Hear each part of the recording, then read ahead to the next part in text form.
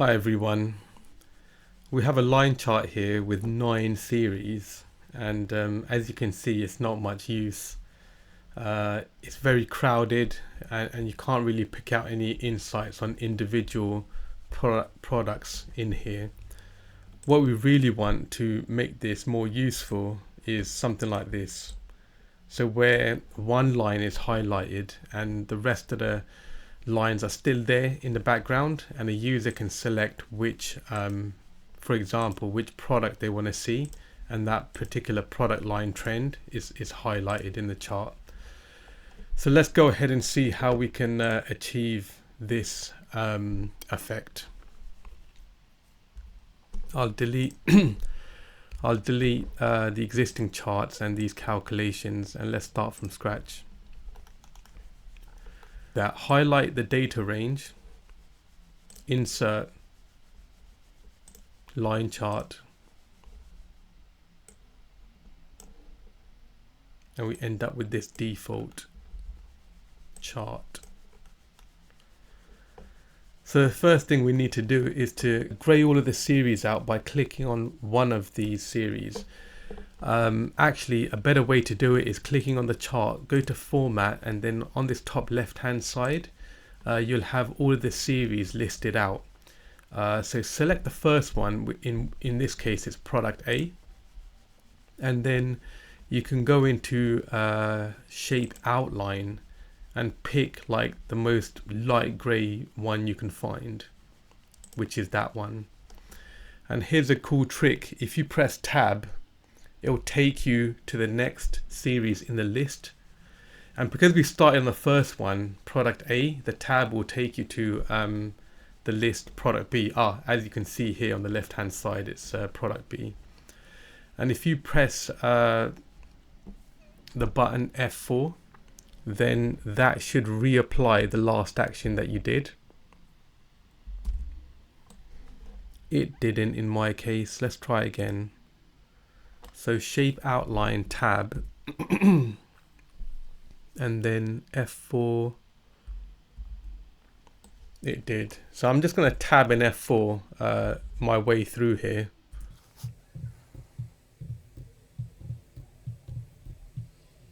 Until all of the lines have been grayed out. So it's kind of annoying me. I had this as a last step to remove grid lines, so I'm going to remove them now by selecting on one of them so the grid lines are highlighted, and pressing delete. That'll delete the grid lines in the background.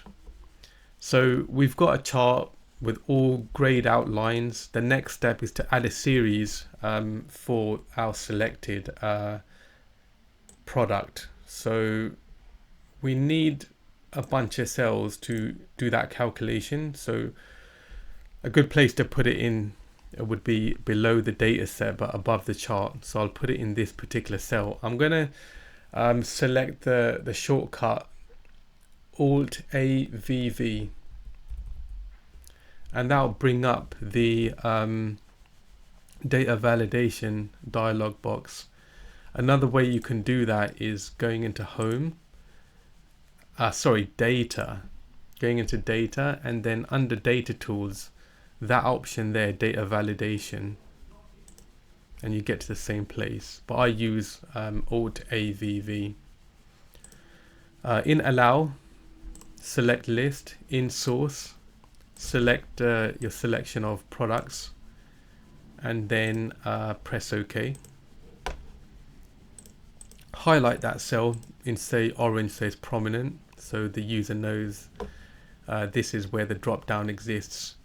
And then the cells next to it is where the calculation or the lookup is going to come in. So I'm going to highlight that a light shade of orange. So in here you can use VLOOKUP or XLOOKUP just to get these values back. I'm going to do it with XLOOKUP. So we want to select that cell and then make an absolute reference, and the lookup array is going to be this, and then the array we want to return is going to be the whole that whole selection, and then close the bracket. And at the moment we're getting NA. So hopefully when I select one of these products, product D, it should bring back the results for product D. Let's turn that into percentages so you can see clearly that it really is product D that is bringing back. It is 13%, 11%, 11%. So now that we've got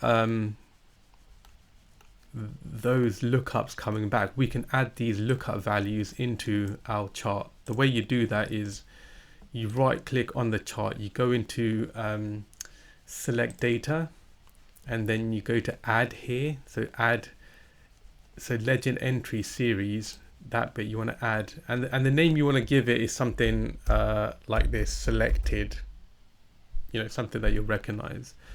And the values you want to bring into that selected series is those lookup values that we just calculated in our X lookup. And then press OK, and you'll see that that particular line gets highlighted, and you can recolor that to something. Actually, yeah, let's just leave it black. So here we have product D highlighted against a background of the rest of the products in light gray. And if I change that selection to product F, then product F will highlight. Let me just go through our steps. So we set up data validation, we did our X lookup, we grayed out all the lines, we added that extra chart series, we colored it in. I'm going to keep that color. Add a chart title. So in here, the chart title, we can select that element, and in the formula bar, if I type equals and then click the cell with the validation list in it, B19, and press enter, this chart title will just basically say whatever that cell says. So it acts as a legend, so to speak. So if I select product C, then the chart title says product C, and obviously the line that we're looking at highlighted is product C2. So that's a nice little trick that you can dynamically link a chart title to a cell on your worksheet. So we've done that. Last step, already done it. Remove grid lines and tidy up the chart. It's tidy enough. The only one thing I would suggest is getting rid of this legend, because we have the legend already in the chart title. We don't need the legend at the bottom anymore. So there we have it, our final product. So I hope you enjoyed that and it's going to be of some use to you. I've also prepared a quiz. So the intention here is that we'll ask some questions and hopefully it will cement our learning for this tutorial. So let's go ahead and start that quiz. So question 1, what does the F4 button do in Excel? Even though I didn't use it very successfully in this video, in theory, what does it do? Have a think. What's your answer? If you said redo or thought redo, then you're correct. It redoes the last action in Excel, the F4 button. Second question, what keyboard shortcut was used to create the drop-down list?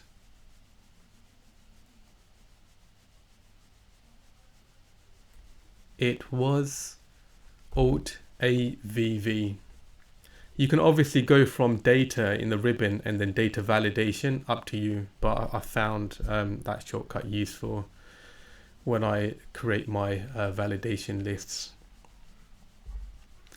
Last question, how many trend lines on a line chart did I recommend as a maximum? I forgot to do this. But what would you say? You know, we had that crazy chart in the beginning, all colorful. How many lines would you say would be sensible to have on a line chart to show trends? open to opinion, but I would say 4. In fact, let's just go back and demonstrate that. So going back to our tutorial again, and I want to go back to the original chart that I had, which I've deleted already, but I'll get this made again. Yeah, here we are. So when you have a chart like this, obviously, don't have 9 series on here. The question is like, how many series would look sensible? And I would say 4. So 4 means like that many. So here I'd say maximum your eyes can see, what's going on with each line in terms of a trend. You can just about follow, the red lines and the blue lines. If you have any more than that, can you see it's starting to get very messy, and that's something that you wouldn't want to present on a dashboard or to senior stakeholders. And 3 would be ideal. 3 series, trend series over time. That's sensible. So in my opinion, 4 would be the max. Good. So that's it for this tutorial. I hope you enjoyed that. I hope you learned something. And if you didn't know before these tips and tricks, well, now you know.